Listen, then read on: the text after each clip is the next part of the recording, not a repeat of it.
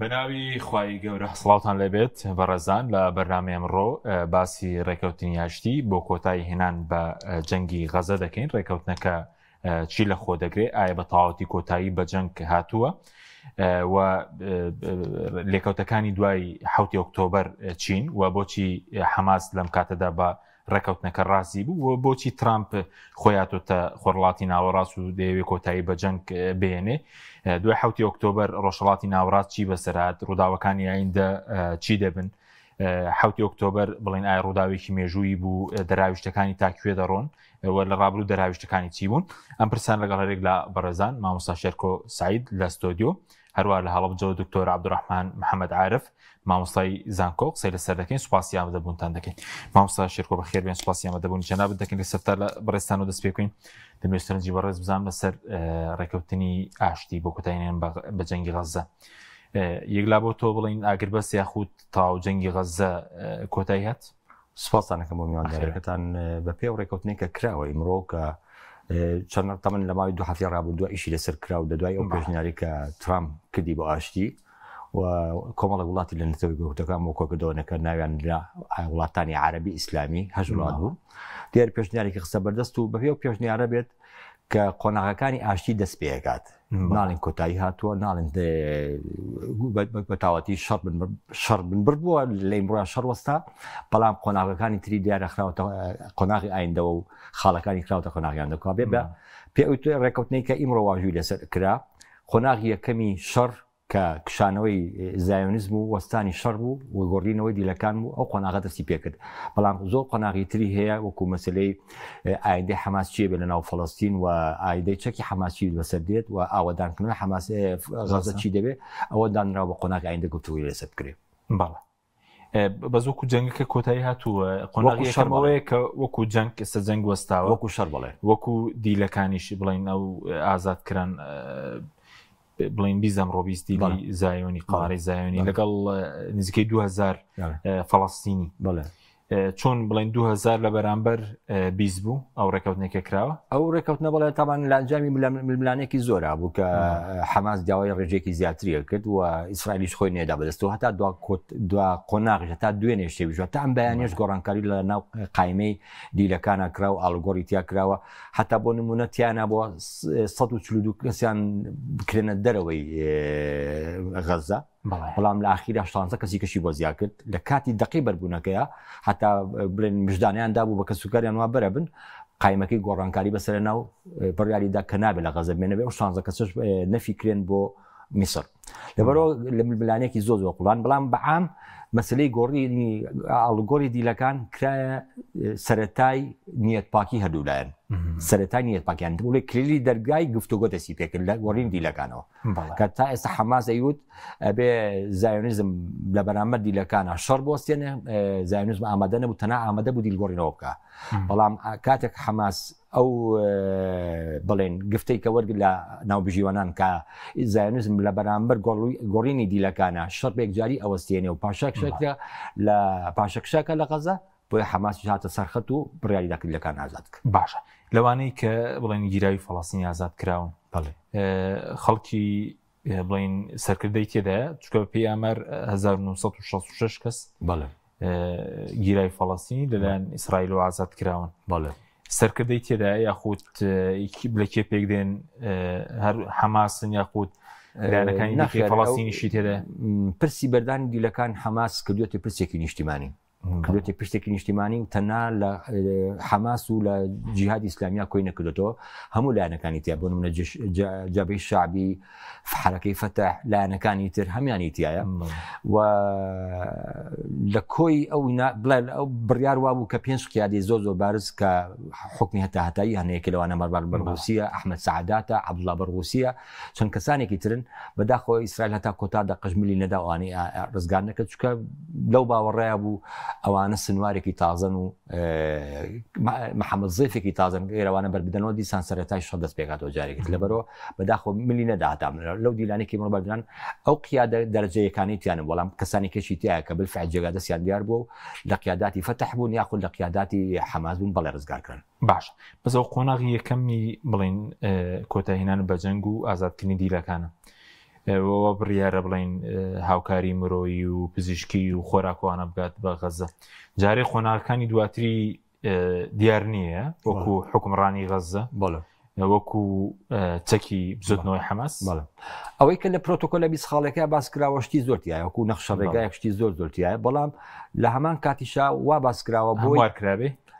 هیچ هەموار کرا، بەڵام حەماس بە هەموارکردناوەکەی ڕازی نەبوو و حەماس ڕایگەیان کە بەو نوسخەیە یاخود بەو نەخشە ڕێگەی ڕازیە کە لای وڵاتە عەرەبیە ئیسلامیەکان هەژ وڵاتەکە لە لایوان بەو نوسخەیە هین بوو. هەر لەبەرەوەش بوو کە حەماس دەست پێشخەریکی قەول بوو تا ڕۆژی یەکشەممە چاوەڕێ بکە ئەنجا وەڵام داتەوە، بەڵام ئەو ڕۆژی جومعە وەڵامی دایەوە. بۆ ئەو نوسخە هەموارکراوەی زایۆنیەکان کە نەتانیاهو چووە کۆشکی سپی هەمواری کردەوە، کۆمەڵە خاڵی لە بەرژەوەندی خۆی هەموار کرد، بۆی ئەو خاڵ هەموارکراوانە نەکەوێتە دنیای ڕووناکی. گفتوگوی زیاتر لەسەر نەکرێت لە خاڵی یەکەمە ڕەزامەندی نواند و ڕۆژی جومعە بڕیار دەکا ڕازی بە خاڵەکان. وەکو بڵین هاتنی ترامپ بۆچی هات چوو بۆ ئیسرائیل دوایی هات بۆ میسر ئەو لوتکەیان ناوناولوتکەی ئاشتی بۆچی هات بوو ئامانجەکەی چی بوو خۆ دەرخستنێکی دیکە بوو چی بوو ئەو زەمانەتی کۆتایی جەنگەکەی هاتنی ترامپ بۆچی بوو لە پێناو کێ بوو؟ وڵی لازال گەرما و گەرمە هێشتا هەتا هەر لە گەرمە لە شەرمەشێخ ماوەتەوە و نەگەڕاوەتەوە چکە بڕیاری دابوو سەفەرەکەی زۆر کورد بێ، بڕیاری دابوو سەفەرەکەی 3 ساعت و 40 دقیقە بێ، 2 ساعت و تقریبا شتێک لە ئیسرائیل بمێنێتەوە 1 ساعتی لە شەرمەشێخ، بەڵام لە نیوڕۆ لە شەرمەشێخە و خەریکی کۆمەڵە شۆیەکە حەماس ئەوەی بڵێن نەتانیاهو کە خۆی حەزی لەو شۆ و خۆ دەرخستنانەیە نمایشکردنانەیە، هەتاکو ئێستا بە پێی چاودێران و ئەوانی شڕۆڤەوانەکان هیچ شتێکی تیانە کە شیاوی باسکردن بێت تە ناڵێن بە خاڵەکان لەبان کاتە خۆشی ئەزانەی خاڵەکان لە قۆناغی ئایندەیە گفتوگویان لەسەرەکەی ترامپ بڵێ ئەوەی کە میسر و تورکیا و قەتەر ئیمزایان لەسەر کرد لەسەر 20 خاڵەکە بوو، بەڵام لەسەر پەیوەستنامەی حەماس و پەیوەستنامەی ئیسرائیل ئیمزا نەکراوە و پێویست وا بوو ئەو دوو تەرەفەش ئەگەر ڕاستە ڕێککەوتن هەیە پێویست وا ئەو دوو تەرەفە ئیمزاشی بکەن و بەڵێن بدەن کە نەگەڕێنەوە، بەڵام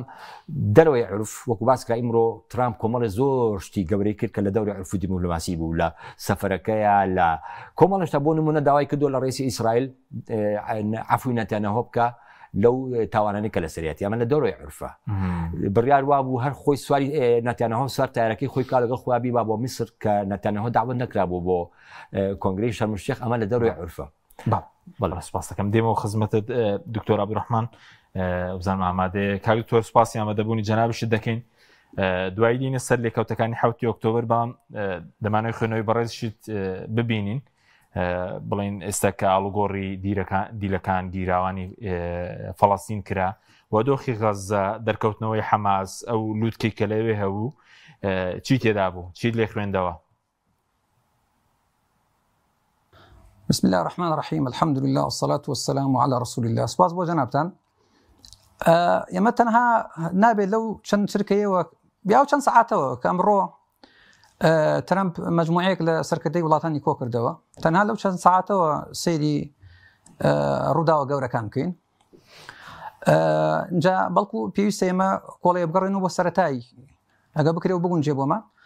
بگەڕێنەوە بۆ سەرەتایی ئەم گرفتە گەورەی کە ناوی کێشی فەڵەستینە. ئەم کێشەیش تەبەن ئەوە بەرەو 80 ساڵی بەڵکو زیاترە لە ڕاستی ئەگەر وردیکەیتەوە لە 20ەکانی سەدەی ڕابردووە ئەم کێشە گەورە لە ڕێگەی ئیستعماری ئینگلیزیەوە دوایش وردەودە لە ڕێگەی دروستبوونی مێلیشیاتی جوولەکە و پاشان دروستبوونی ئەو قەوارەیە لە فەڵەستین. ئەم کێشەیە ئەگەڕێتەوە بۆ ئەو کاتە ینی تۆ ئەگەر بتەوێ لەسەر و بنی ئەم مەسئلەی حاڵی ببی ئەگە تەنها لە ڕوانگەی ئەم چەند سەعاتەی کە ئەمڕۆ ترامپ لە فەڵەستینی داگیرکرا و کۆبنەوەیشی کردووە لە پەرلەمانی جوولەکە و لەگەڵ ئەو کۆبنەوەی کە ئەمڕۆ لە میسرا کردووی ترها ئەگەر لەو چەند سەعاتەوە بڕوانیتە کێش و مشکلەکان وەکو خۆی یەکەم لێ حاڵی نابین. دووەم بەدڵنیاییەوە هەر حکومێ بدەین لەوانەیە حکومێکی دوور لە عەدل و دوور لە ئینساف بێ. بۆ ئێمە ئەم کێشەیە کە دروست بووە وەکو عەرز بکردن تەمەنی 100 ساڵ بەرەو ژوورە چێ کەواتە لەم 100 ساڵە دەیان گۆڕانکاری و ڕووداوی گەورە ڕووی داوە. اینجا ڕووداوەکان تێکەڵەیەک بوون لە ڕووداوی سیاسی و کۆمەڵایەتی و سەربازی و ئەمنی و هەواڵگری و هەتا ڕاتە بەشەکانی تری ژیانەوە. ئەم مەوزوعە ئەگەر تۆ توانیت کۆڵێ بە درێژایی 100 ساڵ کێشەکە بخەینەوە ێ بەدڵنیایەوە لە نەتیجە تۆ هەر حکومێکەکە هەستێکی حکومەکی ژیرانەیە ئینجا ینی کەواتە تۆ لە قوڵی مەوزوعەکە حاڵی بووی ئەو کاتە بۆ دەرەکەی فعلن کێستم کارە و کێستم لێکراو کێ پاڵنەرەکانی حەق و ڕاستین و کێش پاڵنەرەکانی بەپێچانەوەن بەس گرفتی ئەمە لەوایە کە لە ڕاستیە زۆرێک لەوانەیە کە ناحەزن بە ئەم کێشەی فەڵەستینە یان ناحاڵین بە هەری بارێکات بێ وردەکارانە ناڕوان بۆ شتەکان بەڵکو کۆڵێ سەرکێڵانە ڕووداوەکانە بین ێ بەدڵنیاوە کە بە سەرکێڵانە ڕووداوەکانیان بینی بە تەکید بە نەتیجە ئەچنە خزمەتی ئەو بازنە سیاسی فکریەی کە ئەمریکا و کە ئیسرائیل کێشایوێنە ئەو جۆرە کەسانە لێوە خۆیانە بینەوە جاگەر خۆی بە شتێکی خۆی وا حاڵی بوو بێ کە فعلا نیازی وایە کە لەو چوارچێوە خۆی ببینێتەوە یان نیازی نییە بەڵام بە نەزانی و بە جۆرێک لە جێلەتی تەیەکەوێ بۆی ئەمە ناستەکەم ئێستا بەڵام ئێستا بگەڕێنەوە بۆ ئەم لانێکم بۆ ئەم 2 ساڵی ڕابردوو تەمام 2 ساڵی ڕابردوو هەچی بووە دیسانەوە ئەبێ ئێمە بگەڕن بووی کە هەر کەسێک بوو بێتە مای داگیرکاری بمعنى عسکریەکەی و بمعنى سیاسیەکەی و بمعنى کۆمەڵایەتەکەی کە ئێستا لە فەڵەستینە ڕووی داوە و ئێستا ئەتوانم بڵێم ئیترەمە سەرەتایەکی تازەیە قۆناغێکی تازەیە کە خەڵکی فەڵەستینی تێکەوتووە و هەروە ئیسرائیل داگیرکاریشی تێکەوتووە ئەگەر تەماشای بکەین هەرچی گرفتەکان هەیە لە دایکبووی داگیرکاریە یعنی هەرچی گرفتەکان هەیە بە هەموو ناوەکانیەوە بە هەموو ئاستەکانیەوە لە دایکبووی داگیرکاریە ئەگەر داگیرکاری وجودی هەبی ئەم گرفتانەی وجودی هەیە داگیرکاری نەبایە ئەم کێشانەش وجودی نەبوو جاتر هەندێک کەس هەیە ڕووی ڕۆ دیکۆرەکەی بینێ کەڵی خەڵکێکی زۆر کوژراوە و خان و زۆر ڕووخا و زیانێکی زۆر بە گیانی خەڵکەوتووە تا ڕۆمانە بە حسابی خۆی جۆرێک لەوەی کە بەزەی بە خەڵکا دێڵە زەرە و زیانی بەرکەوتووە بەس لە حقیقەتە ئێمە ئەسڵ وایە بە شێوەیەکی کەبیر لە مەسەلەکە بکەین و باش ئەم هەموو زەرە و زیانە مادی و معنەوی کە لە تەرەفی غەزەیی و خەڵکی موسڵمانی غەزە کەوتووە لە پێناوی چیایە مادەم ئامانجێکی باڵا هەیە کە ئامانجە باڵەکەش ئەوەیە کە بزوتنەوەیەکی ڕزگاری خوازی هەڵگری ئیسلام سەرکردایەتی ئەم مەسەلەیەکە نیازی ئەویان هەیەکەوە خاک و نیشتیمانێک کە مڵکی فەڵەستینیەکانە و لەگەڵ ئەوانە یا بەدوای ئەوانە مڵکی ئومەتی ئیسلام و ئومەتی مسلمانە لە پێناوی ئەم ئامانجە مبارەکە و پاکردنەوەی ئەو خاکەی خۆیان لە داگیرکەری ئیسرائیلی و لە پشتی و ئەمریکا و هەموو هاوکارەکانی ئەوان و هەموو هاوخەمەکانی ئەوان لە پێناوی ئامانجە باڵایە لە ڕاستی هەچی بکەتە قوربانی هێشتا کەمە یعنی تۆ ئەگەر لە پێناوی ئامانجێکی لابەلاییە ئینسان ئەگەر زەر و زیانی مادی و معنەوی زۆر بەربکەوێت لەوەی بێتە جێی پرسەر و جێی گلەی و ڕەخنە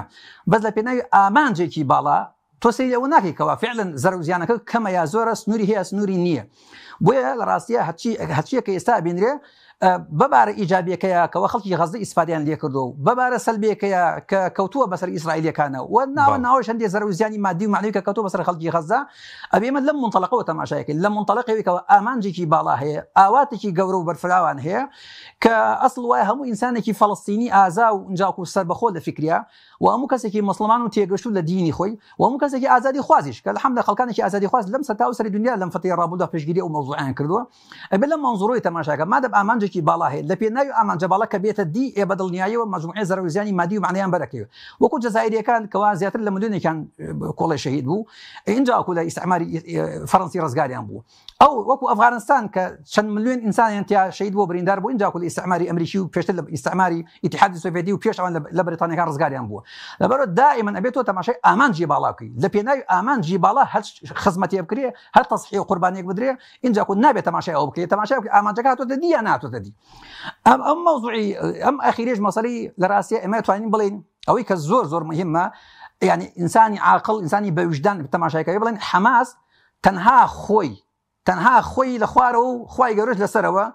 لەلایەکەوە خاوەنی ئیمزا بووە هەموو جیهانیش لەو بەرەوە چاوەڕوانی ئەوان کردو کە حەماس ئیمزای بکە کە ڕازی بێ بە وەستانی شەڕ کە هەندێک داواکارەکانی خۆی چییە بەپێی بارودۆخی سیاسیەکە وەڵامی بدەن و جێبەجێ بکەن یعنی حەماس لەلایەکەوە هەموو دنیای لایەکی ترەوە ئەمە لە چاوی خەڵکی عاقڵات دیارە لە ڕاستیە ئەمە گۆکۆڵێک گۆڕانکاریشی گەورەیە لەم عەسری ئێمە کە ڕوویداوە کە حیزبێک لە شوێنێکە کە 18 ساڵ لەژێر حەسار و گەماروی هەموو گەمارۆکانایە بتوانێت بەرامبەر بە هەموو دنیا ڕابۆسی هەموو دنیا چاوەڕێ بۆ نمونە ئیسا بڕۆ لە مێسڵ 35 وڵاتی لێ بووە زیاتر لە 30 وڵات ئەمانە ئەم 30 وڵاتە هەمویان لە ماوەی ئەم 1-2 هەفتەی ڕابردووە چاوەڕوانی ئەوان کردەوە حەماس بەڵێ بکات بۆ ڕێکەوتنەکە ئەمە گۆڕانکاریی گەورەیە ئەبێ کەسی مسلمان وا تەماشای خۆی نەکات کە هیچی پێ ناکرێ هیچی پێ ناوترێ گۆڕانکاری پێ ناکرێ ناتوانێت بگاتە ئاوات و ئومێدی خۆی ناتوانێت بەزوتنەوەیکی ڕزگاری خوازی قیادە بکە دائما سەیرە بکە کەوا دوژمن دەسەڵاتی زیاتر و قووەتی زیاتر ئەگەر لە منزوڕەوە بە ئینسان مسلمان دایم خۆی پێ بچووکە بێتەوە جا فەڵەستینی بێ یا غیرە فەڵەستینی اینجا کە هیچی پێ ناکرێت ئیرادەی نامێنێ ئیمانی نامێنێ بڕای بە قەزیەکانی خۆی نامێنێ لەم منزوڕە گەورە و لەم بازنە گەورە ئێمە تەماشا بکەین بۆ ئێستاکەین گۆڕانکاریشی گەورەی لە ڕاستیە بۆ نمونە ئێستا کە باسی ئەدیلەکانی کرد هەر لە گۆڕانکاری دیلەکانە حماس سلماندی بە پێشاوی هەموو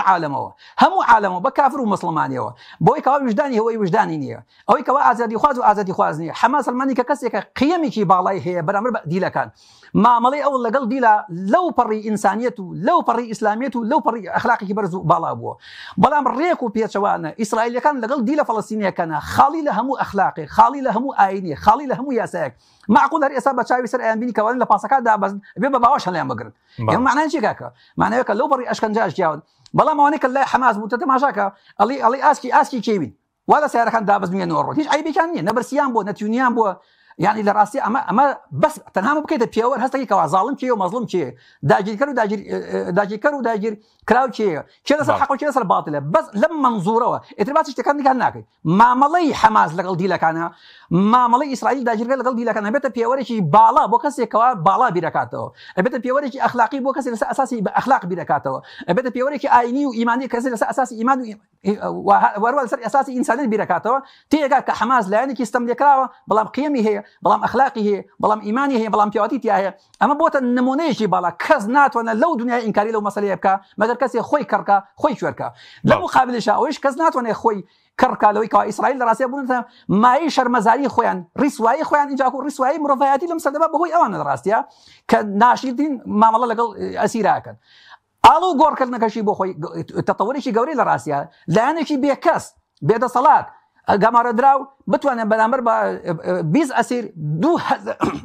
2000 دیلی گەورە لەوانەیە کە محکومن بە حکمی گەورە تەمان ڕزگاریان کاو لە بەردەستی ئیسرائیلەکان بێنێتە دەرەوە ئەمە لە ڕاستیە بە درێژایی تاریخی ئیسرائیل بەدە چەند جارێک دووبارە بۆتەوە بەس چێ دووبارەی کردوتە دائما ئەوەی کە مقاومەکەن ئەوەی کە چەکیان بەدەستە ئەوەی کە جیهادەکە ئەوەی کەوا بڕای بە قیەم و بڕای بە ئەخلاق و بڕای بە قەزەکەی خۆی هەیە ئەمە لە ڕاستیە وای کە لەوەی کەوا وردەوە ئەم حەماسە ببێتە نمونە ببێتە مەدرسە ببێتە زانکۆ خەڵکیەوە فێر بێ لە ڕاستیە وەکو عەزم لایەنی کەم لە دوو نقطەوەی کەوا هەڵگری قەزەیەکن لە پێناوی ئاژین سەرکردە و بنکردیان لە پێناوی ئاژین لە پێناوی ئەمرن اینجا کۆ لە پاڵیشە نمونەی زیندوو مامەڵە لەگەڵ ئەسیرەکانە کە ڕاستیە مەسەلەی مامەڵە لەگەڵ ئەسیرە بەشێک لە ئەخلاقی جەنگ کە خەڵکی مسلمان توای ڕعایەتی بکە بەڵام غیرە مسلمان ئەو وەزعەکەی کە دەیبینین بەڵێ سوپاس دەکەم کاکتۆر دێمەوە خزمەتت لەسەرەوەش قسە دەکەین حەماس چی دەستکەوت و ئیسرائیل بەو هەموو جینۆساید ئایا هیچ قازانجێکی کردێمەوە خزمەتت مامۆستا شیرکۆ پێمەوە خزمەت بەڕێزت سەبارەت بە حەماس ئێستا شەر بەهێزە لە ڕاستە قوربانی زۆریاندا بەڵام چیرۆکی زۆریای تێدایە ینی تونێڵەکانیان ئیرادەیان هەتا ئەمڕۆ دەرکەوتنەوەیان بۆ ناودۆخی غەزە شەڕکردن لەگەڵ هەندێک گروپی چەکدار کە ئەو ماوەی دروست بوون بەپێی ئەو راپۆرتانی کە بڵین نەتەنیاهو مەلیدا بۆ شەڕوەستان حەماس دەجاران مەقۆدرا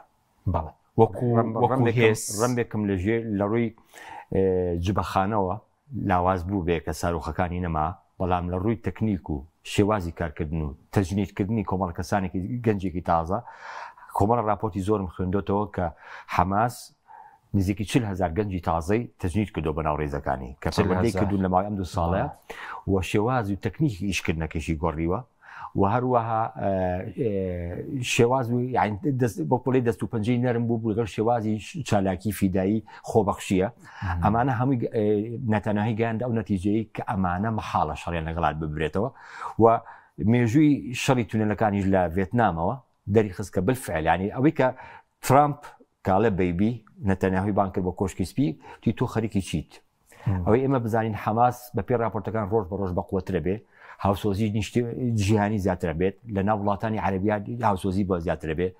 کۆمەڵە خەڵکانێکی زۆری بۆ بۆ نمونە لە نەتەوە گرتوەکان و لە ئەنجومەنی ئاسایشە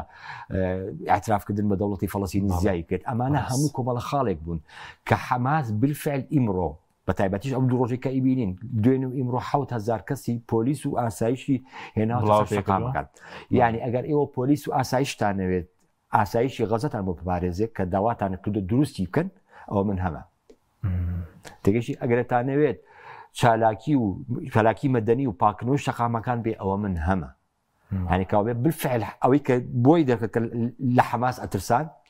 بەڕاستی هاتە دی ويعني رميكم إمرو نتانياهو بجوي ترامب شربان بيتي عن من عفوا ترامب بجوي نتانياهو شربان براسي بيموتي زو خلهم شرب زروه يعني جاري كتريش ترامب وكو شري دوان روجي إيران هاتو فريت نتانياهو كوتو يعني همو جاري كباردوخي إسرائيل خراب و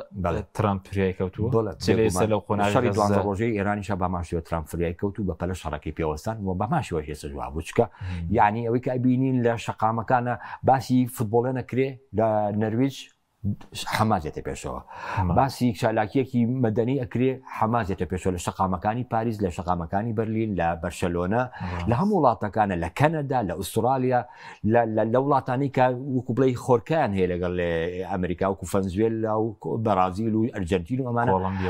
ئەمانە هەمووی کارێکی وای کرد کە بالفعل وەستانی شەڕ لەم کاتەیە کارێکی زۆر زۆروریە و وەستانێکی هەتاهتاییش بۆ قۆناغێک وەستانی جەنگ هەتا بۆ قۆناغێک بەزۆ نهێنی ئەوە چێسە بۆ نمونە هەموو چەکی ئەمریکی وڵاتانی ئەوروپی وەکو دەسەڵات دەڵێم پشتیوانی ئیسرائیل بوون بەڵام لە 2 ساڵ و 6 ڕۆژە نەیانتوانی بە تەواوەتی حەماس لە ناو ببن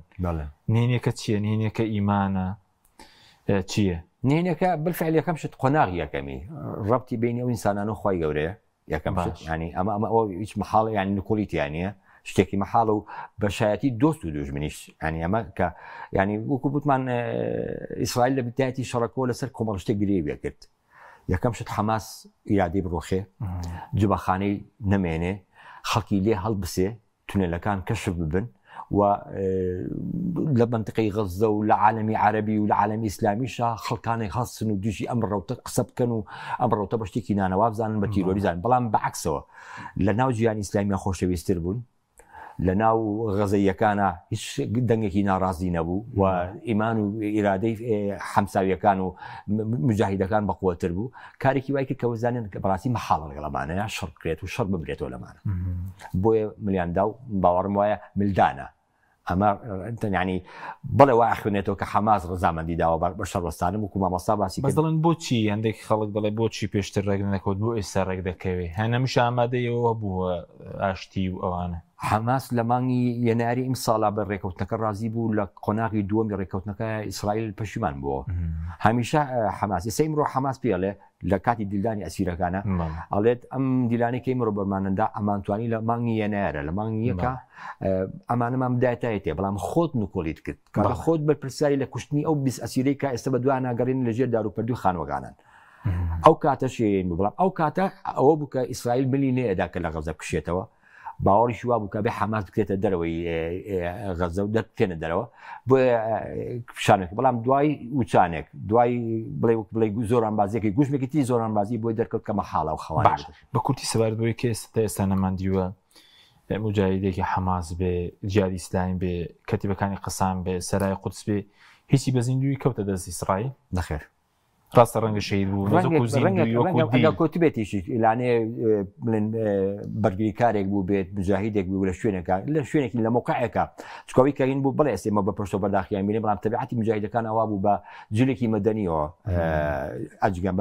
هەندێک جار بە پێ خاوسی هەندێک بەدار بە جووتێ نەعلەوە هەندێک بەجلێکی سادەوە لەبەرەوە لەگەڵ خەڵکی مەدەنیەکەشە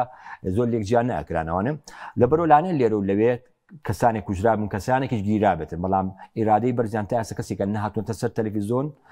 پەشیمان نامەیەک بکەن یاخود بکو بڵێ تونێلێک کەشف بکەن شوێنی قیادەیەک کەشف بکەن ئەمە کە بەڕاستی پێوترێ معجیزەی ئیمان بەڵێ سوپاسکەم دێمە خزمەت کاک دکتۆر عەبدوڕەحمان بێمە خزمەت بەڕێزت سەبارەت بەوەی کە حەماس لە دوای 7 ئۆکتۆبەرەوە چی دەستکەوت و خودی ئیسرائیلیش هیچی دەستکەوت ڕاستە جینۆسایدی زۆری کرد هیچی دەستکەوت ئێستا خەڵکانێکن بڵێن دەڵێن شکستیانێ ناوە هەندێک بەسەرکەوتن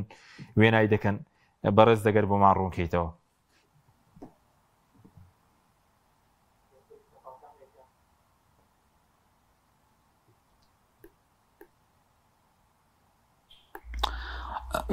طبعا ئەوانەی کە سوورن لەسەرەوەی کە باسوخوازی شکستی حەماس دووبار و سێبارەیەکەنەوە بە زمانی کوردی بە زمانی عەرەبی بە زمانی ئینگلیزی بە زمانەکانی تر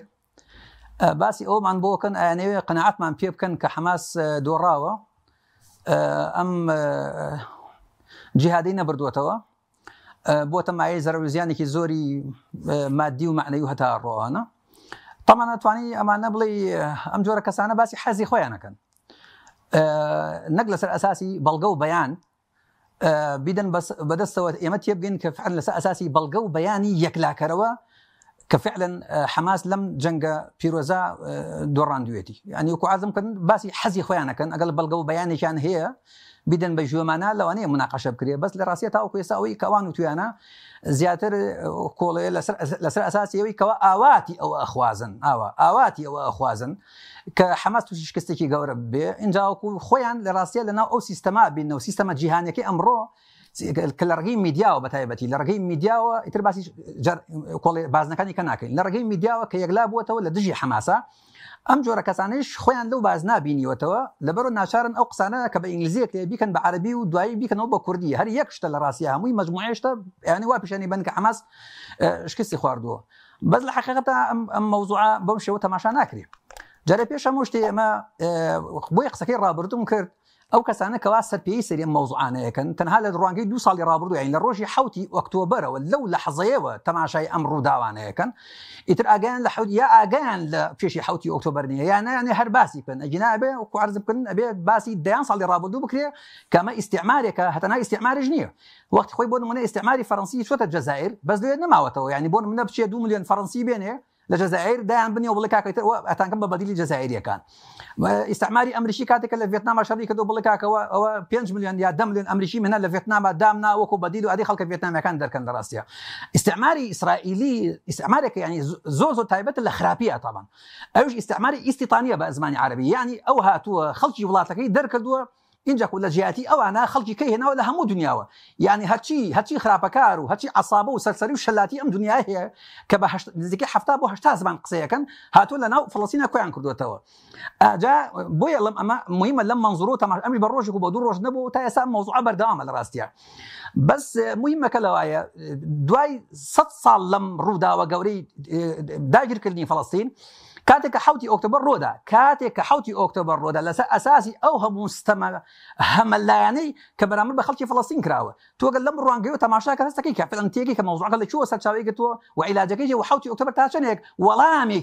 وەڵامێکی ئیسلامیانەی ئینسانانەی اینجا وەکو زیرەکانە بووە بەرامبەر بە دەسەڵاتێکی داگیرکار بۆیە 7 ئۆکتۆبەر لە ڕاستیە خاڵی یەکەم ئەوەی کە خەڵکی حەماس دەستی کەوت خەڵکی غەزەیی خەڵکی مسلمان ئومەتی مسلمان جایکە لە گرفتەکانی تریشەوەیە کە دائما وا پیشانی ئێمە درێ بە گوێچکەمانە کە علاقەی بە کوردەوە نیە و علاقەی بە کوردستانەوە نیە و علاقەی بە عەرەبەوە نیە و علاقەی بە تورکەوە نیە و علاقەی بە ئەمازیغی و نازانچیەوە نیە و علاقەی بە ئەفغانیەوە نیە ئەم دابڕانەی ئەوان لە ئێمە لە ڕاستیەکێکە لە پیلە لە هەرە گەورەکانی تر ئێمە هەندێک کاتی ئاگامان لێ نیە و تێی کەوتوین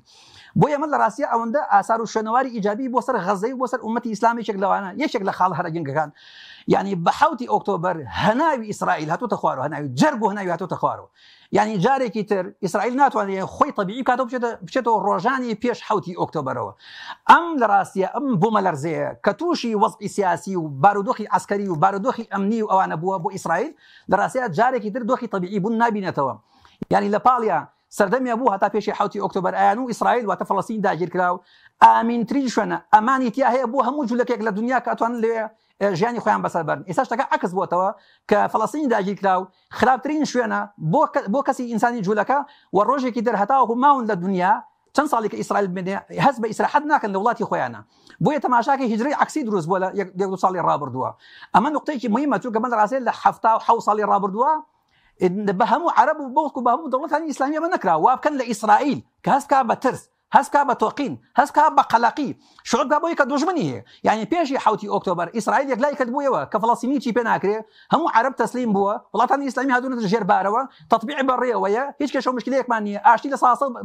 بەردەوامە بێ دەرگای خێر و ئابووری وڵاتانی عەرەبی و غەیرە عەرەب لە ئیسرائیل دەکرێتەوە ئەوانە بن بە قاعیدی مەنتیقەکە کەس بۆ یەک قسە بکات لە هیچ مەسەلەیەکە بەبێ ئەوان بێ ئیمزاوانە کار ناکرێ ئەمان هەموو یاو وباس أكلوا فعل الواقع شوابه والله بك 7 ئۆکتۆبەر هات أم موضوعنا هم يقرأ معادلة كالراستيا هم هاو كشتك قرأ لەبەر ئەمە خاڵێکی گەلێ گرنگە لەسەر ئەساسی ئەم ڕووداوە گەورە لەسەر ئەساسی کەوات ئەوان تووشی بۆ مەلەرزەیەک بوون جەر بۆ هەناویان تێکەڵ بوو ملیەکە هەست بە ئەمان ناکەن ئێستا ئەکرێ حماس و غیری حماس فەڵەستینی و غیرە فەڵەستینی گەلانی مسلمان بە شێوەیەکی بیکەم باسی گەلانی مسلمان بۆکەم باسی مەجموعەیەک دەسەڵاتدارێ بۆ ناکەم کەوا سپێنراون بە زۆر بەسەر گەلانی مسلمانە ئەمڕۆ بەس لە ڤیدیۆکانە بیامین ئەمڕۆ لە کۆبوونەوەی شەرم شێخات بیان بینە بزانن چەندێ زەلیل چەندێ ڕسوا يعني ئینسانی عاقڵ ئەوەی کە تۆزە غیرەت و ئازادی تیاماوە دڵی کەفەکە لە قسەی ئەم جۆرە کەسانە لە وەستانیان لە بڕیادانیان لە شێوەشکڵیان لە دانیشتنیان لەو هەموو مجاملە بێسوورەکە یان کرد بۆ ترامپ لە ڕاستیە یعنی کۆڵێ ئینسان لە ماڵی خۆی تەریقە بێتەوە کە ئومەتی ئیسلام تووشی ئەم جۆرە مەسوولانە بووە لەبەرم باسی گەلانی مسلمانە بۆکەم لە ئاستی گەلانی مسلمانە تەسەورێکی تر دروست بووە دنیا بینێکی ترە دین بینێکی ترە حاڵی بوونێکی ترە اینجا کو دوای لە پاڵیشە لە ڕاستیە خاڵێکی ترەوەی کەوا سەلما بۆ هەموو جیهان من ئەمڕۆ یەک دوو ڕۆژە سەرنجدەم بۆیکەوە لە وڵاتی تشیلی ئاخر وڵاتە لەو سەری دنیا کە لەسەر محیطی هادیە لەوێ گۆرانیشان زۆر بەسەر فەڵەستینە دەیان هەزار کەس گوێ لێگرن دەیان هەزار کەس لێ کاتە گۆرانەکەش خوا شاهیدە کە تەرجەمە کراوە کەلیماتەکانی ئەوە نەشۆ ڕژگێڕانەیە بڕوا ناکەم لەناو عەربی شەشتیا وترابێ یعنی مەگەر لە ئاستی فەڵەستینەکان خۆیان وترابێ لەبەرەوە لە ڕاستیە سلمێنرا بە هەموو جیان کە جوولەکە لە ڕاستی ئەو هەموو دیعای 100 ساڵێکا بە خۆی کە زوڵمی لێکراوە و نازیەکان هۆڵۆکۆستیان بۆ دروست کردووە و مەظلومیەتیان هەیە و مەجالیان پێ نەدرێ و ئازادیان تیانی و خاچیان داگیرکراوە ئەم شتە عەکس بووە ئێستا هەموو دنیا تێگەیشتووە لەوەیەکەوە بزوتنەوەی زایوەنی پیسترین و شەپەڵترین بزوتنەوەی لە دنیا ئەبێ دنیا بیر لەو کات نەجاتی بێ لەو مۆزوعە ڕێک عەکسەکەشی ڕاستە خەڵک تێگەیشتکەوە حەماس و غەزەی و فەڵەستینی ستەم لێکراون خاچیان داگیرکراوە ئەخلاقیان هەیە ئاینیان هەیە وجدانیان هەیە تێکۆشانیان هەیە ئازایەتی و پیاوەتیان تایە قیاداتیان هەمویان بە ماڵ و منداڵی خۆیان کرد بە قوربانی قەزیەکە ئێستا حەماس لە جیاتی بزوتنەوەی زایوەنی بۆتە حەماسێکی جیهانی لە هەموو ژیانە پشگیریان لێکرێ و عەزم کرد لە تشیلەوە تا گاتە یابان من لە کۆریا جنوبی لەو هەفتەی ڕابردووە تەنها یەک ئافرەت لە بازاڕێکە لە پایتەختە وەساوە بەخۆی چەند لافرێکەوە دیفاع لە قەزیەی غەزە و لە قەزیی فەڵەستینیەکانەکە یەک دانە بۆ نمونە هێنمەوە کە ئەو هەستی کرد کە کەس نییە مەیدانەکەی چۆن نەکرد دوات سەلمانی کەوا پشگیری و خەڵک داما و قوربەسەرەیەکە هەموو ئەوروپا هەموو زانکۆکان هەموو ئەمریکا لە ڕاستیە ئەتوانم بڵێم زەعیفترین ڕوودا و خۆپیشاندانەکە وڵاتانی ئیسلامی بووە لەبەرەوە هەستەکەی گۆڕانکاریی گەورە داوە بزوتنەوەی زایۆنیستی بۆگەنی کردووە اینجا لە ڕاستیە سوک و ڕیسوا بووە بەزوتنەوەی حەماس کە بەزوتنەوەی ڕزگاری خوازیە غەزە کە گەلێکی تێکۆشەرن فەڵەستین کە وڵاتێکی داگیر کراوە ڕاست بۆ تۆ بۆ خەڵکە لە ڕاستیە پێویستە مافیان پێ بدرێتەوە پشگیریان کرێ پشتیوانیان کرێ ئەمانە بۆ خاڵی کەمن بۆچی خەڵک بە بچووکی تەماشا مەسەلانەکە لە کاتێکەوە وەکو عەرزم کرد 100 ساڵ هەوڵی ئەم نقطە ئەم چەند خاڵ لە گرنگەدەن بەڵام ئەوە لە ماوەی 2 ساڵ لە دوای 7 ئۆکتۆبر بوومە نسیبیان بەڵێ سوپاس دەکەم دێمەوە خزمەتت کاک دکتۆر مامۆستا شێخ بێمە خزمەت بەڕێزت سەبارەت بە چارنووسی نەتەنیاهو هەم لە ئاسینی دەوڵەتی بڵین وەکو دکتۆر عەبدوڕەحمان ئاماژەی پێکرد وەکو جینۆساید وەکو دڕندەناسێنراون برای دادگای لە های نێودەوڵەتیە لەسەر ئاسیناو خۆ گەندەڵی لەسەرە ئێستا کە جەنگێکی وەستاوە چارنووسێکی ڕەش چاوەڕێی دەکە نەتەنیاهو حالا ئێستا نەتەنیاهو لەبەر دوو دادگایە دادگای لاهای کە دادگای نێودەوڵەتی و دادگای بڵێن قاوارە کاتێکەش بۆی تاوانی گەندەلەوەکەی ئمڕۆ ترامپ بڵێن تکای بۆ کرد کە سەرۆکی لێی خۆش بن کە لێی خۆش بن بەڵێ و دواوە لەناو حیزبەکەی خۆشیە ئەمە هێشتا دەرگا کۆنەکان لە دوایەوە لە خروقاتی هاوڵگیری 7 ئۆکتۆبرە دیسان دەرگایەکی ترێک لێتەوە کە دەستگای هەواڵ بڵێن مدیری دەستگای هەواڵگیری هەرزوو استیقالی کرد و پاشەکشێکی کەوتی ئۆباڵی خستە ملی خۆی تەمەن کە ئەو ئۆباڵەکە بچێتە ملیە و ئەچێتە ملی نەتەنیاهۆش کەڵێ پێشتر ئاگادار کراونەتەوە کە جوم و جۆڵێک هەیە لەم جۆرە و ئاگدار من لێ وتوانە هیچ نییە تێگەشی لەبەرەوە ئەمەش دادگایەکی ترەکە چاوەڕێی نەتەنیاهۆکە ئەمە وەکو نەتەنیاهۆ وەکو مامۆستاش باسی کرد وەکو زایۆنیزم لە عالەمە کە خۆیان بە شعبێکی مەزلوم و خاوەنی هۆڵۆکۆست بە خەڵکی ناسان بوو بەعکسەوە ئێستا بوونە تاوەیکەوە منبوسترین و نەخواسترین کەسان لە ژیانە و ئەمە ئەبینین لە شەقامەکانە بەڕاستی کە زۆر کەسان ینی پەلاماریان درراوە لێیان درراوە لە ناو پاسە دابەزێنراون تێگەی هەچ کەسێ بە زمانی قسەی کرد بێ خەڵکەکە لێیان دوور کەوتوەوانێ ئەمەش بخۆی لە خۆی ئاسخاڵی ئەوەی کە هاتووە ملی داوە بۆ ئاگربەس ئەوەی کە نەتەنیاهۆ ئەیویست نەکرد ڕۆژهەڵاتی ناوەڕاست بگۆڕێ سیستمی جیهانی بگۆڕێ ئەو یاساوڕێسانی کە لە دوای جیهان باسی نەخشەی گەورەی خۆڕەڵاتی ناوەڕاستی دەکرد ئەوە خۆی هات خۆی لە خۆیدا ئەوەی کە لە نەتەوەی گوتۆکان کە نەخشێکی پێ بوو هەموو ئیسرائیلی گەورەی باسەکردنی لۆ تافورات ئەمە قسەی من نییە قسەی بڵێن نووسەرە عالەمیەکانە کە ئەوە ئەپڕی حەماقەتە کە تۆ بیل بەرچاوی جیهانەوە لە ناو ئومەمی متحیدا بەبێ هیچ بڕیارێک بڵێ من ئەمامانە منتەقەیە داگیرکەم بە ناوی چی ئەمە ئیسرائیلی گەورەیە باش ئەی خەڵکی منتیقەیە لەکوێن ئەمە خۆی لە خۆیدا حەماقەتێک بوو کە هەمووی دنیا هێنایە سەردەنگ کە تۆ نیازی چی دەیە یعنی تۆ نیاز دێ شەڕ تا ڕۆژی قیامەت کۆتەی هەت پرۆژەکەیان ئەوەی کە دایان خۆرڵاتی ناوەڕاست لە گۆڵنرا ئەوەی کە ئمڕۆ ترامپ لە شەرمەشێخ مەبەستێتی هاتووە تۆ ئەوێ دینی ئیبراهیمەکە زین و بکاتەوە کە خەی ئەوش ببێت بەژێر دار و بەردەوە ئێستا ئەمەی کە هاتوۆتە شەرمەشێخ وەکو ئیمڕۆ کە باسێکن ڕۆژنامەنووسان تەنها ئەو پرۆتۆکۆلەی کە ئیمزایان کردو باسی مەسەلەی غەزەیان هیچ شتێکی باسی فەڵەستینی تیانە ئەسڵەن مەحموود عەباس وەکو میوانێک هاتوۆتە ناو مەجلیسەکەەوە لەوێ دیار نەبوو لە کاتی ئەو بەشێک نەبوو لە واژۆ شتەکان نەخلە لە واژواتیای نەبوو ئەسڵەن لە پرۆتۆکۆلی شاتیان نەبوو کە بانگ بکرێ لە پرۆتۆکۆلی شاتیای نەبوو بانکرێ ئێتە من نازان بە چوڕ ڕێکۆ چۆتە مەجلیسەکەەوە کە سەرۆکی ئەمریکا ویزەی پێ نەدا بچێت بۆ کۆنگرەی نەتەوە یەکگرتوەکان بەڵام چێ لە تەنیشتی ڕسم بگرێ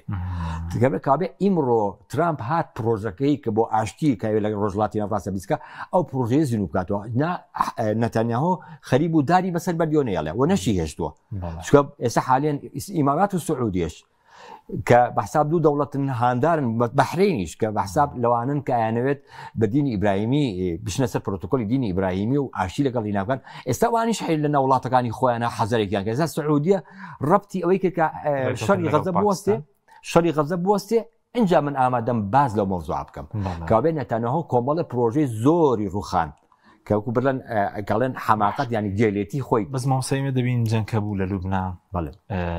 لەگەڵ ئێران لەگەڵ سووریە وە لە یەمەن ئەمە چی بەسەرەوە تایبەت حوسیەکان وازناکەی ڕۆڵێکی زۆر گەورانە بوو کەمتر باز دەکرێتەکان ئەڵێن ئەگەر حوسیەکان ڕۆڵێکی زۆر مەردانیان نەبوو بەسیەکان ئەوە پێ دەڵێم یعنی خۆی لە خۆیان منتەقەکە بووە منتەقەی مقاومە تێگەیشی حتا ئەردەن و میسک فرای خۆیان نەکەوتنایە کەوت و وڵاتش کەوتنەسەر ئەوان دەکەوتنە بەر شەپۆلەکە چکە تا ماوەیەک یانتوانی بەرگری شینەکانیان بگرن جەماوەەکەیان بگرن ئەوەی کە خاڵێکی ئیمڕۆ دیسان نەمکوڵی خاڵێکی سلبیە لە کۆبوونەکە ئیمڕۆ ئەگەر کۆنگری ئاشتیە ئەی بۆچی ئێران خۆی وتی نایم بۆچی لوبنان و سووریای تیانە بوو خۆوانیش مەشمولن بەم ئاشتێکە بکرێت چکە هەمیان بڵێن چارونسی خوان بەس بوو بە چارونسی حەماسەوە حەماس شەڕکە ئێمە شەڕەکەن هەیوەکو حوسیەکان لەمە دوا ڕۆڵیان هەرچەندە لە ماوەی ڕابردوودا و لە هەموو وڵاتە عەرەبێک هەڵوێستیان مەردانەتر بووایە بەڵێ حوسیەکان بەشدار بوون حوسیەکان حەماسیگە لە بڵێن هێرشی ئاسمانی بۆ سەر کەشتیەکان هەتا ئەمریکا خۆی ناچار بۆ ڕێکەوتنیان لەگەڵ حوسیەکان حەماسیان سەرپشت کردووە ڕازی بە ئاشتی ئێمە لەگەڵتین بۆ ئاشتی شەڕەکەی ئێمە لەگەڵتین بۆ شەڕ یعنی موقفی خۆیان هەڵوێستی خۆیان سۆتە هەڵوێستی حەماسەوە ئێمە هیچ داواکاریی تایبەتی خۆمانمان نییە بەردەوامیە دێ بە شەڕ لەگەڵتین ئاشتیشەکەی ئاشتیک بگا لەبەرەوە موقفی حوسەکان زۆر جوانەوە ئێرانیش ڕازی نەبووچێتە واگر بەچەوە چکە ئەسڵەن بەو ئامادەنیە لە گفتوگویەکە لە دانیشتەکە دان بە دەوڵەتی قەوەری زاینوە بنێ سپاس دەکەم دێمەوە خزمەت کاکتۆر عەبدوڕەحمان بێمەوە خزمەت بەڕێزت سەبارەت بە بڵێن هەموو ئەوانەی کە ئێستا زۆر جاران دێ خەڵکەیە لێرە وەکو تووتی قسەی بڵێن توێژەری ئیسرائیلی ئەمریکی دووبارە دەکەنەوە کە ئیسرائیل سەرکەوت حەماس شکستیێنە ئەگەر بەڕێزت بە کورتی کاتژمان کە ماوانەکانی 7 ئۆکتۆبەرمان پێ بڵێ سیاسی ئابووری عسکەری کۆمەڵایەتی ئاینی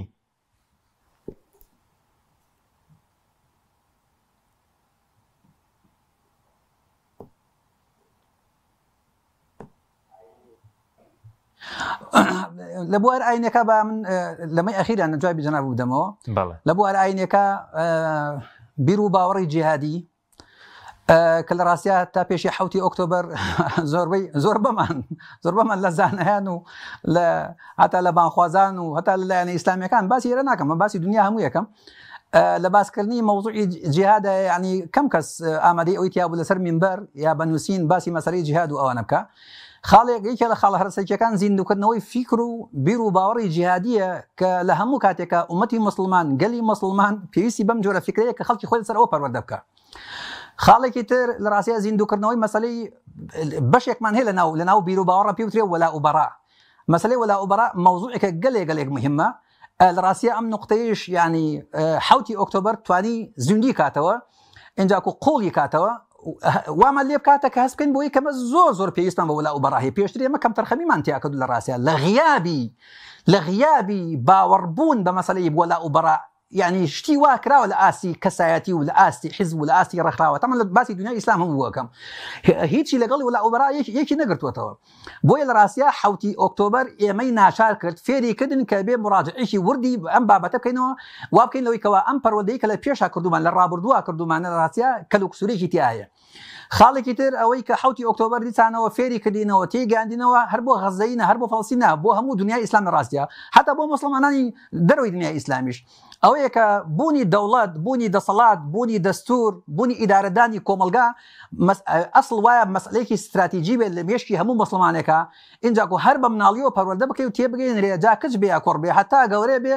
کە مەوزوعی دەوڵەتداری و دەسەڵاتداری و ئیدارەدانی کۆمەلگا و دەستور مەسئلەیەکی سانەیی و لابەلایی و اینجا وەکو پەراویستخراو نییە ئەبێت لە منهەجمانە خەڵکی سەر پەروەردە بکەین بیکەینە خەم بیکەینە ئاوات بیکەینە ئومێد لە ڕاستیە چونکە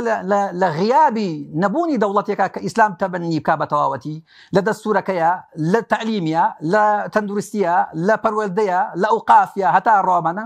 نەبوونی لە ناو سوپا و لە ناو استخبارات و لە ناو ئەمن هەتا ڕۆمانە کە تەبەنی ئیسلام کە بە معنای کەلیمە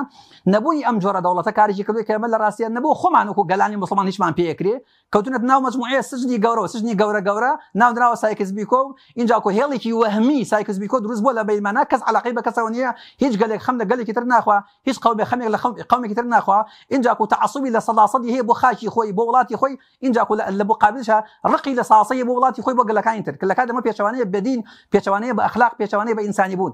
ئەمەش نقطەیەکی ترە لە ڕاستیە 7 ئۆکتۆبر ئێمە فێر کرد کە بێ هەر بۆ نمونە ئێستا دەوڵەتێکی بە معنای کەلیمە ئیسلامی تەبەنی کرا لەم سەتا ئەوسەری دنیا ئەیتوانی ڕۆڵێک ببینێت لە سنوور دارکردنی ئەم کارەسەتی کە بەسەر خەڵکی غەزاتوە یا ئەیتوانی هەر نییە لە ڕوودا ئەسڵان لە سنوورێک هەڵبیێڵێتەوە یا پێش ساڵ لە کۆتایی پێبێنە یا پاش 6 کۆتایی پێبێنێ بەڵام ئومەتی مسلمان و گەلی مسلمان و گەلانی مسلمان بەگشتی هەتا گاتە غەزەیەکان سلمان بۆمان کە لە ڕاستی ئەمە لە ئاستی دەوڵەت و دەسەڵاتە ئێمە خەمخۆرێکمان نییە هەڵگری ئاوات ئومێدەکانمان نیە لە ئاستی دەوڵەتە یا لە ئاستی خەڵکان هەیەکەوە دەوڵەتیان بەدەستە بۆ ئێمەش نقطەیەکی گەلێک مهمە 7 ئۆکتۆبر فێریکردین کە ئێمە کۆڵێ بە چاویشکەوە تەماشای بکەین خاڵێکی تر ئەوەی کە گەلێک مهمە ئەوەیە کە ئێمە پێویستمان بەوەی هەیە کە لە ڕاستیە ئێمە وامان لێ هاتووە هەرێکی و خەم لە بازنەی خۆی خوا کەسایەتیەک و ڕێکخراوێک و حیزبێک و نەتەوەیەک و عەشیرەتێک و بنەماڵەیە گشتی خەم لەو بازنەی خۆی خوا لە ڕاستیە لە کاتێکدا بمعنى شرعيك بمعنى واقعيك بمعنى إنسانيك بمعنى قانونيك بمعنى أخلاقيك بمعنى تاريخك بتجربة مربياتي تاعت آدم سلماوە کێمە بەبێ یەک ئیشمان پێ ناکرێ کاکە ببین لەوە کەن جارێکی تر ئێمە لە بازنێکە لە یەک بازنا خۆمان ببینینەوە خاوەنی یەک بەرنامە و یەک قیادە و یەک فکر و یەک ئاوات و ئامانج و یەک استراتیژ و هەتا ڕۆ ئەمە لەمانە کۆ بینەوە من ناڵم لە ساسەی خەڵکی مسلمانی تا کۆ بێت سمەوە خەیاڵ لە ڕاستیە بزعلق لە سەدا شتێکی گەلێک نسبەتێکی گەلێک مهمی لە بازنێکە کۆ بینەوە و هەڵگری خەمە گەورەکان ئامانجە گەورەکان ئەوەی کە پێوتر ئامانجە استراتیژیەکان بین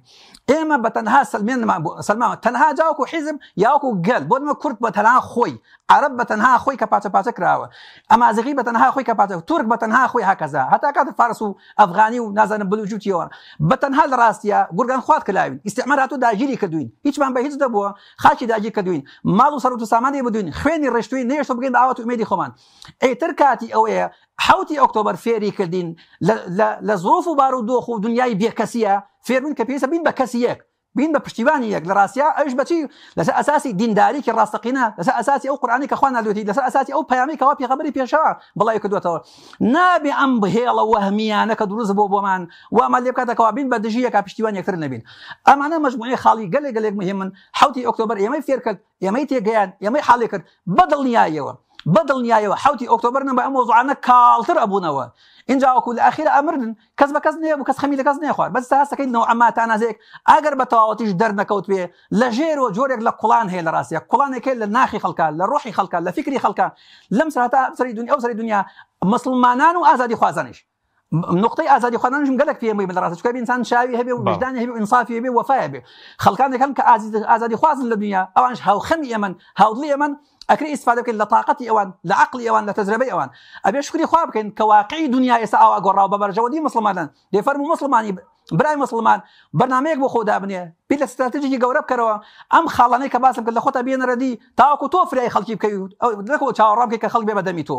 باشە مامۆستا کەمتر لە خولەکێک وتت حەماس قوتابخانەیە حەماس کۆتایی پێنایە زۆر بە کورتی سوکە کاتم نەماوە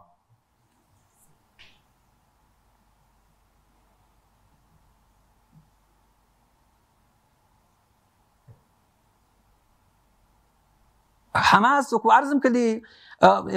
وەکو بوارە فکریەکە بواری تازەکردنەوەی ئێستا ئێمە لە حەدیث ئەمانە حەدیث پێغەمبەری پێشەوە عەلەیهی سەڵات وسەلام فەرمێ لە 100 ساڵ جارێکە خوای گەورە مجددی ئێنێرێت کە ئاینمان بۆ تازەکاتەوە ئیمان و ئێرادەمان بۆ تازەکاتەوە لە ڕاستیە لەم واقعی ئێمە توانین بڵێ حماس و خەڵکی غەزە و خەڵکی فەڵەستین هەمویان پێکەوە لە واقعێکی تایبەتە بوون بە مایەی تازەکردنەوەی ئیمان و ئیسلام و ئیحسان و پیاوەتی و جوامێری و اینجاکو بە خەمیەکبوونی ئومەتی مسلمان بەیەکەوە. بەڵێ سوپاس دەکەین کاکتۆر مامۆستا کاتم کەماوە بە کورتی سەبەر بە ئایندەی ئیسرائیلیش لە ناوچەکە دوای ئەو کۆمەڵکوژیە دوای ئەو شەڕانگێزیە ئایندەکەی چۆن دەبێت لە ناوچەکە؟ ئایندەی بەڕاستی بە تەواوەتی وەکو لە ڕووداوەکانی ڕۆژانە بێنێت تاو خۆر خەدرێت بەعکسەوە لە قۆناغی هجوومەوە یێتە قۆناغی بەرگریکردن. بەڵێ لەو پێش قۆناغی هجوومکردن و پەلامیارەدا بەڵێ لە هەندێک شوێن سەرکەوتنی بەدەست ناوام سەرکردنەکە دەرسێکی وای دادراوە بەڵێ لە لوبناان پیادەی حیزب الله کوژراوە بەڵام بوون ماوە لە سووریا بامان شێوە لە غەزە عانێشت ئەمانە هەمیان وەکو پێ دەڵێن دەرس و عیبرەتن بۆ ناوچەکە و پردی لە عەرەبەڵێ ئەڵێ ئەو لێدانەی کە لێ دەدا ئەگەر نەتکوژێ بەهێزتەکە هەمووان لە دەوروبەری ئیسرائیل بوون لێیاندرا ئەزیەتیان پێگەشت بەڵام بەهێز بوون لە وەکو بڵێ دەست و پەنجەیان ئەوەی کە زۆر سەختە بۆ ئیسرائیل کە دەست و پەنجەی پێنەرم بوو تەشبیانە بێ کەسێک خۆی لە بازارە بە پاڵەوان بزانێ بەڵام پاڵەوانێکی لەو پاڵەوانتر بێت